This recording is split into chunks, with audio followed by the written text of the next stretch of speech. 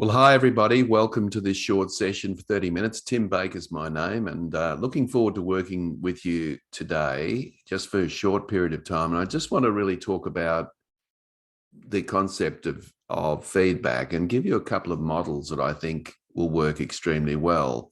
I think one of the objections that people have about giving feedback is, particularly when we're talking about constructive feedback, how can we do it in such a way that we don't get the other person upset or angry or irrational about it. So that's what I wanted to really look at today. So let's go to my slides and we will have a look at this in a little bit more detail. Now, just so that, just in case people don't know who I am, as I said, Tim Baker's my name. I obviously write books. I'm writing my current book, book number 13, which is actually called Mastering Feedback. I also am a keynote speaker. I run workshops. I'm an executive coach, and I still play rugby in the Golden Oldies competition. And you can see in that picture, I'm not quite as quick as I look there, but if you can see the gentleman chasing me, you can understand why I'm moving a bit faster. We only play every second week because at my age, it takes about 2 weeks to recover. All right, let's get into it. Okay. Now, what I just wanted to come back to, as I just mentioned before, is this objection. How do I minimize friction and still say what I need to say? So this is always the issue for people giving constructive feedback. How do I do it in such a way that I can say what I need to say, but to do it in a way that minimizes friction? So in other words, the other person is in a frame of mind where they will listen to what I have to say and perhaps even take on board what I'm saying. And of course, when we're faced with that objection, often we think, well, let sleeping dogs lie, or I won't open up a can of worms. I won't go there. So there's often that kind of reaction, and that's understandable. And of course, it doesn't go away, the poor behavior, does it? It's not going to disappear. People aren't going to come to the realization all of a sudden that they need to change. We actually have to have that feedback session, that conversation. So how do you do it? And that's what we'll concentrate on today. I want to talk about the proactive paradox, and what I'm going to share with you today comes from my latest book, which is just out, called Breaking the Proactive Paradox, Maximizing Performance Through Empowerment. And I want to talk about what the proactive paradox is. I'm going to talk about a couple of feedback frameworks, and then I'm going to share with you a special offer as we finish up in our brief time together. So what is a paradox? Well, a paradox, of course, we use the word a lot, but it's not always readily understood. But a paradox can often be what comes first. So is it the chicken or the egg? Does the chicken come first, or does the egg come first? And of course, it's always difficult to work that out. So let's have a look at the paradox that I'm talking about, which is that proactive paradox. And it pretty much works like this. It's a fairly simple, but nevertheless common practice. So as you can see on the left-hand side, the very first step in the proactive paradox is the leader wants his or her team to show initiative. Now, I'm sure you want that. I'm sure you want your team to show initiative, and, prudent initiative, of course, not just any sort of initiative. And your team members actually want to show initiative. So this is at the outset of your working relationship with your team. So basically everybody's on the same page. You're wanting people to show prudent initiative, and others are wanting to actually show autonomy in the right place at the right time. So everyone's on the same page. And then in a team meeting, you decide that you need to tell people that you want people to use their independent judgment in certain cases. So you make the comment to your team members that you want them to show independent judgment. Now, everybody sitting around the table is probably, or online, is probably thinking to themselves, I'm not sure my boss really means that. So they're not sure. So they're sitting on their hands and they're wondering whether or not, it's safe to actually be autonomous, to show some independent judgment at the right place and the right time. So what they do is they sit on their hands. And what happens is, after a period of time, you notice this. So even though you've made this announcement, you notice that people aren't really jumping in and showing independent judgment. So because there's a vacuum there between, what you've said and what's being done, what you decide to do is to jump in and fill the vacuum because you think there's no choice. Obviously, the team members don't want to be showing initiative. So what I'm going to do is jump in and do what I was wishing or hoping that the team members would do. So you jump in and do that. Now, what happens is the team members notice this and they think to themselves, I was right in the first place. My team leader didn't really want me to show independent judgment, because if they did, they wouldn't be jumping in doing the work that they expected me to do. So this is the paradox. It's a bit like a dog chasing its own tail. It's quite entertained for a while, but can get very frustrated after a period of time because it just never quite catches its tail. So this is a communication issue in the world of work that we know about. And there are basically three key phases, if you like, in the proactive paradox. The first phase is agreement, and that is that you want people to show independent judgment and they want to show independent judgment. So everybody's on the same page. But then what happens is skepticism comes into play, and your team members are skeptical about whether you really want them to show independent judgment. So they sit on their hands, as I mentioned, and because they do that, you jump in and fill the void. And because you fill the void, there's confirmation in the mind of the team members that you really didn't want them to show independent judgment. And I'm sure you're aware of this frustration. It goes on all the time in lots of organizations.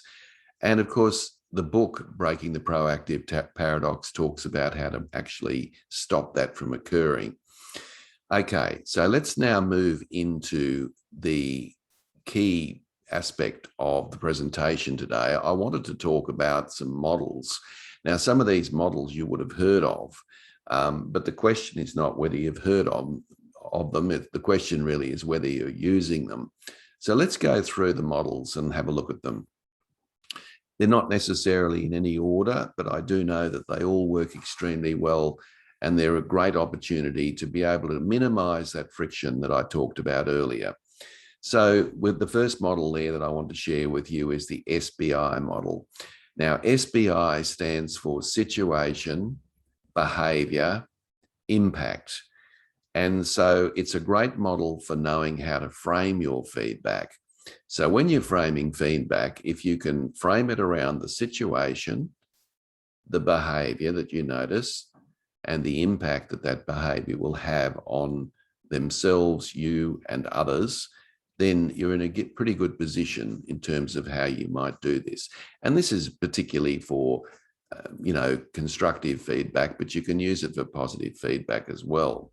So the situation, of course, is the critical incident that occurred. So, for example, that might be a team meeting, or it could be something that you observed. Maybe it was a phone call that was made between your team member and a customer. So it's some incident or critical, situation that you obviously feel that you need to give feedback on. So the very first thing you do is you explain the situation. Now, you don't have to go into great detail about that, of course, but it's important to do that because it puts the feedback into context. And obviously, the person receiving the feedback knows what you're talking about. So I might say, for example, at this morning's meeting, that's all I need to say, at this morning's meeting. Now, that's the situation that I want to refer to. Now, B stands for behavior. Now, what that entails is that you need to talk then about the actual behavior that you observed. Now, the reason why it's important to talk about the behavior is that otherwise we start generalizing and personalizing.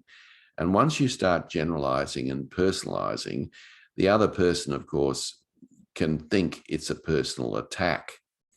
So coming back to my example about this morning's meeting, I might say, at this morning's meeting, when you interrupted Fred twice, Okay, so what you observed, of course, is this person interrupting Fred twice.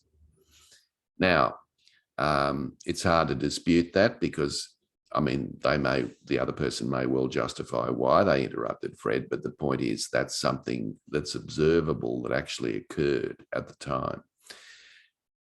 So you've mentioned that, now you don't need to judge it. You don't need to sort of, put some judgment on that behavior. You just need to call it out as it is. Now, the key to the SBI model is the impact. So during the impact phase, what you're actually saying to the other person is the impact that had. So I might say to this person, at this morning's meeting, which is S, when you interrupted Fred twice, which is B, you may have discouraged him from contributing his ideas in further meetings.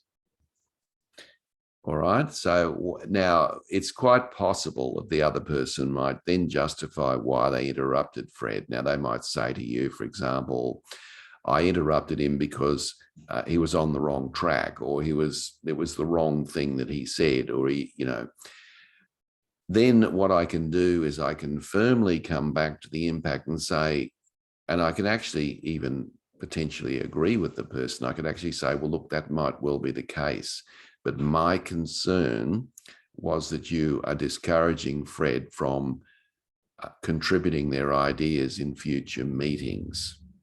You see, so it's not the fact that, Fred was wrong, Fred was right.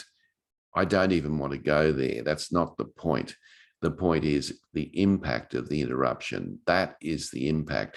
So the reason why the SBI model is really very good is it focuses on the impact so that the other person understands why you are sharing that feedback. And it also gives you the opportunity to keep coming back to the impact when the other person may try to be justifying their behavior. All right, so the second model that we can look at here is the AAR, which is short for the after action review. Now, this is commonly used in military organizations, and corporate world has taken it on board. But unfortunately, the after action review, which is a fancy name for a debrief, has unfortunately become a quality assurance type of measure. And it's like a box ticking exercise in organizations. And so when we use it as a quality assurance measure, we don't get the full impact of it. And I believe it's an outstanding tool for giving feedback or receiving feedback. So let's assume, for example, that you've got someone who's working remotely. So you've got someone who's working remotely, and you obviously can't really see what they're doing. You've got, let's say they had to write a report for you. You've got the report because they've emailed it back to you, but you didn't actually see how they compiled the report, and you weren't there as you would if you were in the office, if they were in the office and you were in the office. So really giving feedback remotely is challenging because you can't really talk about the process.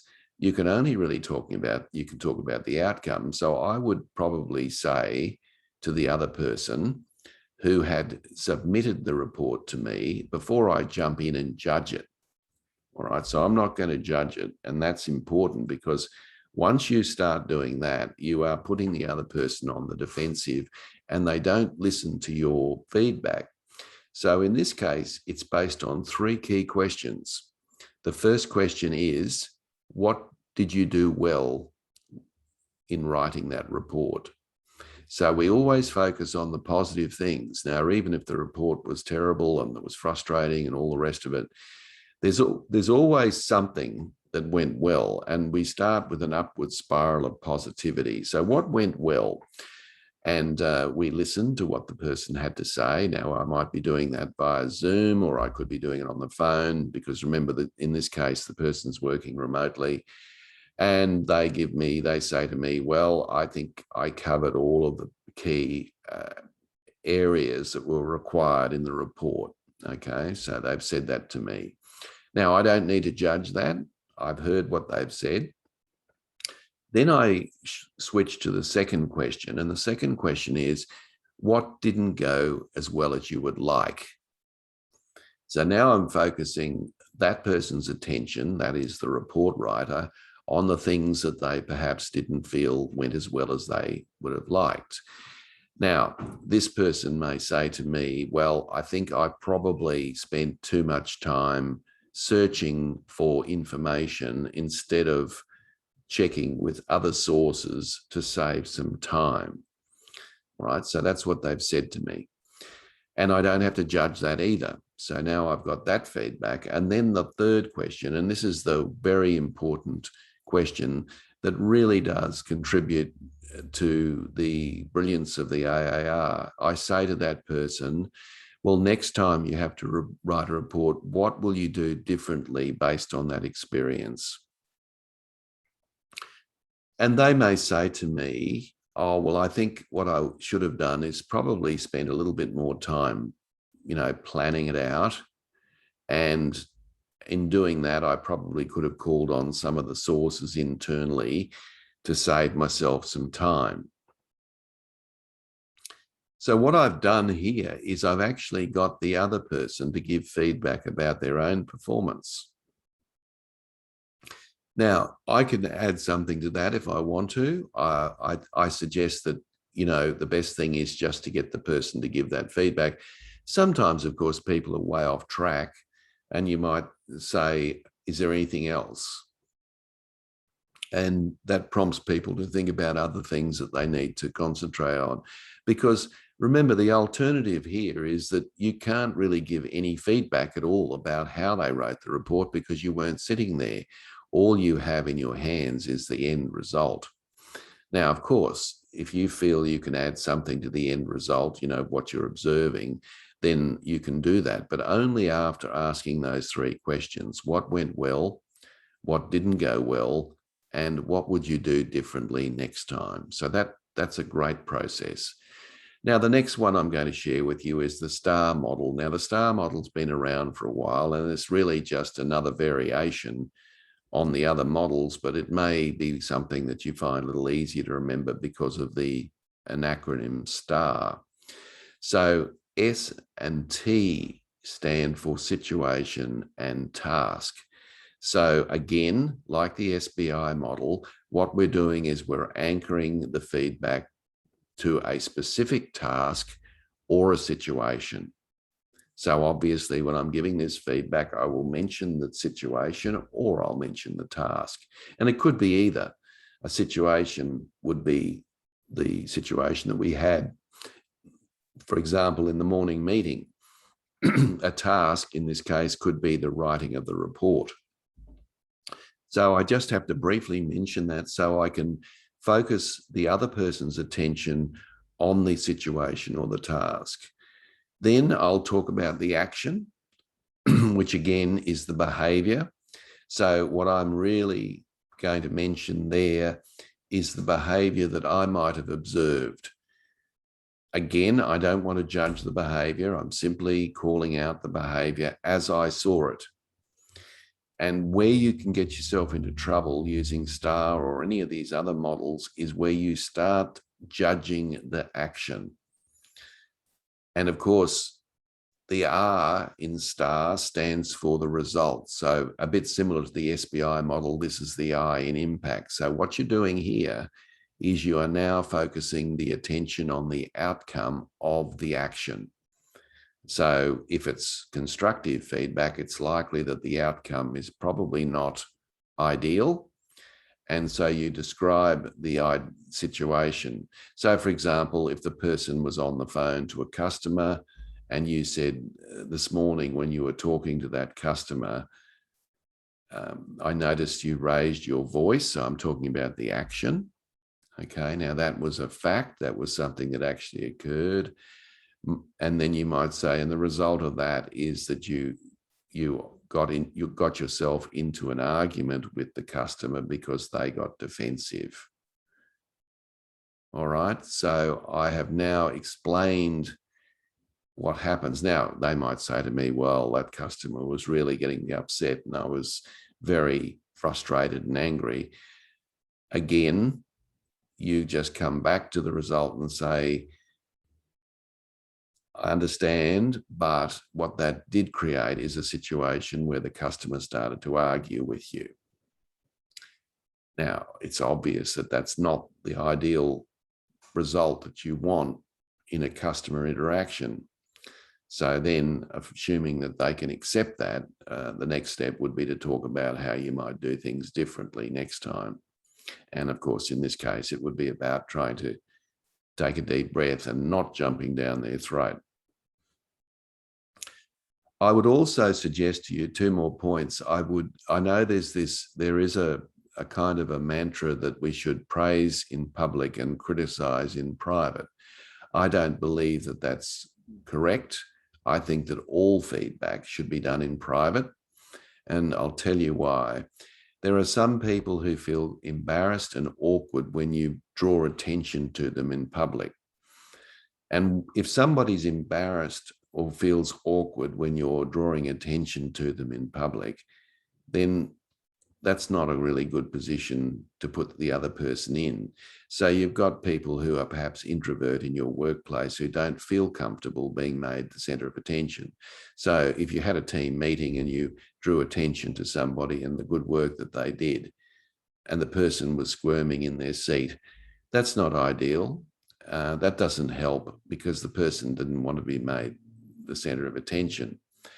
It's a far safer proposition, even though it's positive feedback, is to do that in private with the person, because I want the person to know that I still appreciate it.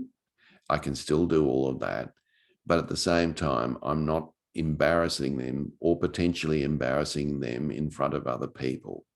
So my firm view is that this feedback should be done in private, all feedback. Now, obviously, if you're giving the team some generalized feedback, then clearly that's going to be done in public. But when you're giving individual feedback to people, please do it in private. Now, you could probably understand that negative feedback is not, you really shouldn't be giving negative feedback in public in any situation at all, because obviously you're embarrassing the person, they're losing face. And not only that, the people around them are probably thinking, oh, that's very unreasonable. Why would they do that? You know, surely they could have gone into a room and talked about it in private. So you're probably not winning the respect of other people around you either. I understand people get upset and they want to deal with things immediately, but I can guarantee to you that is not going to be effective if you did that in public. Now, one last thing before we wrap up today is the idea of focusing on the future. Now, when you think about it, feedback is ultimately about 2 things. One of the things that feedback is about is, I just got a comment here from Leslie, would these models also apply to positive feedback? Yes, Leslie, absolutely. And in fact, I would say to you, I'm using constructive feedback, Leslie, because what I'm trying to do, of course, is that, I mean, most of us have trouble with that more than we do with positive feedback, but you should still structure your positive feedback, okay? Because if you don't, it just sounds vague and generalized. For example, people often say, oh, good job, that's, whilst you might think it was a good job, the other person, what is it about the job that was good? So what these models do is they force you to be a little bit more specific in your feedback. So thank you for the question. It's really about both positive and negative feedback. So coming back to the focus on the future. Now, if you think about it, all feedback, regardless of whether it's positive or negative, or what I prefer to call constructive feedback, all of it is about the future. In other words, when you're giving positive feedback to someone, what you're actually doing is trying to reinforce that behavior for the future. In other words, you want that person to do that and repeat that behavior over and over again because you recognize it as positive. So in other words, it's all about the future. But what about constructive feedback? Well, constructive feedback is all about the future too. Now, when you give constructive feedback to someone, what you are in fact doing is you are trying to change their behavior in the future. Now, you might say, well, that's fairly obvious. Why are you telling us this? Well, because we spend a lot of time wallowing around in the details about the feedback, particularly when it's constructive, don't we? She said this, he said that, this happened, that happened. We go on and on about all those things, and we start losing sight of why we're actually giving the feedback. And the feedback is all about either changing the future or changing the behavior in the future, or maintaining the behavior in the future. So what I'd suggest to you is that you gently and firmly bring the conversation back to the outcomes that you want, which is to modify people's behavior for the future. So in other words, don't spend a lot of time wallowing around in the detail. More important is that they understand that that behavior needs to change in the future. That is the essence of what we're trying to do. So folks, hopefully that's been useful. Some of those, of course, you would have heard of before, but I think if you do these things well, it comes back to minimizing that friction that I've been talking about, because the surveys show clearly that employees want more feedback from their manager. So it's obvious that, we need to learn to become better at doing these things, even though we think that it might cause a whole lot of friction. Okay, so let's now move on. I just wanted to let you know that every Friday at this time, I have a free half-an-hour webinar, similar to what we did today, of course. And next week, I'm just giving a plug to next week. I'm going to talk about facilitating a team debriefing for impact. So I'm going to focus on how you do that. In fact, the truth is we don't do enough debriefing in our work. So what we do is we're so busy, we're moving on to the next thing, and we forget about taking out the gems of wisdom from the previous. And of course, what that means is the team doesn't improve. It doesn't continuously improve. So I want to encourage you to do that. So if you're interested in getting involved in that, you'll notice it's at next Friday, 10 a.m. Australian Eastern Standard Time. And I'll be sending you a copy of the slides and the recording, and you'll be able to just click on that link and you can register just as you did for today. So, and I also, before I finish up, I've got an offer that a really tantalizing, hopefully a tantalizing offer for you today. Winning teams, I've just got a batch of books that I've just got in to my office, and normally this would be $40 Australian plus postage. And today I'm giving you a special offer of $25, which is inclusive of postage. And all you've got to do is send me an email today before the close of business, and there's my email address. You send me a copy, just say, I'd like a copy of the book, please, for the discounted rate. I'll send you a coupon. I'll then direct you to my website. You can take the book, you can purchase the book. I will sign it for you and get it out the door ASAP, because I've got copies here with me. All right, so folks, that's it from me. Let me just stop sharing for a moment. Whoop. Okay, so thank you, everyone. I hope that's given you food for thought around feedback, and I hope it's given you a few little tips on how to reduce that friction that we often get when we're giving negative feedback. But as the question, as I mentioned also, this is great for positive feedback as well. It's great for any feedback, to be honest.